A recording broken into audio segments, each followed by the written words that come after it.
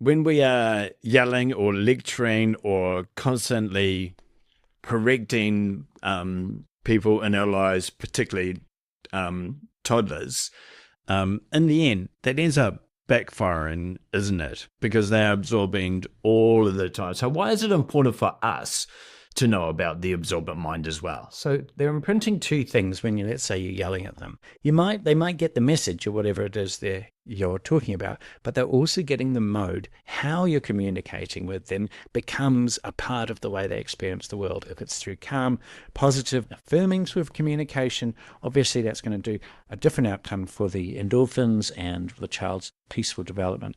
If they're being shouted at, first of all, that's going to shut down their frontal cortex to start off with, because that doesn't work under stress.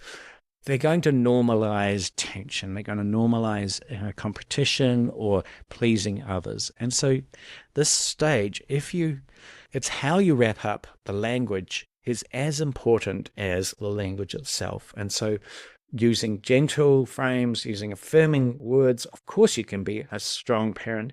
No one is asking you, in fact, please don't succumb to all of their wants. I want this, I want that. That isn't the aim here. The aim is to really follow their needs and follow the child.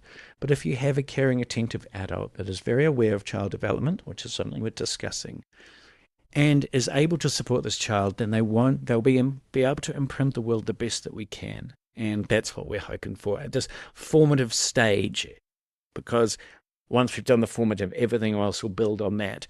And if it's not a strong base, then it could lead to problems later on.